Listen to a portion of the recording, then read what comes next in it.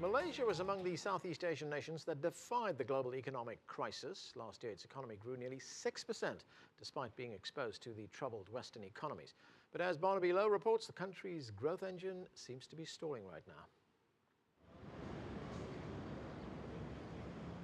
Kuala Lumpur, a bustling metropolis of 2 million people, a melting pot of different cultures and races, home to two of the world's tallest towers. The Malaysian capital is a picture of wealth and progress, a fitting symbol of the country's economic status. In recent years, Malaysia has seen a resurgence in both public and private investments, in the manufacturing sector as well as in the property sector, generating jobs and boosting domestic consumption.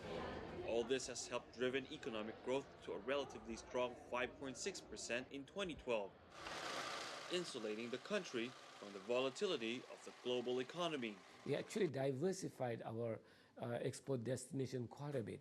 So much so that our exposure to, let's say, Europe and North America has somewhat declined. The Malaysian economy has been one of the best performing in the ASEAN region for the longest time. In fact, the number of people living in absolute poverty has dropped from 50% in 1970 to just 4% of the population today. But the economic miracle seems to have stalled, and Malaysia has fallen into what's called the middle income trap. We did not advance ourselves industrially, meaning that we were just producing this low labor, skill intensive kind of activities, assembly kind of activities.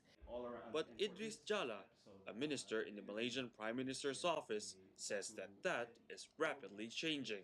If we continue this pace with the investments that's coming in, with what is happening in the last 2 years or so, or 3 years, I think we should get even to the high income threshold before even 2020.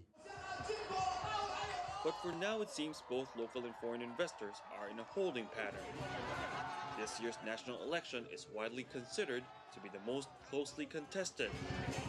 If the opposition wins, the change in leadership would be a first for Malaysians in more than half a century.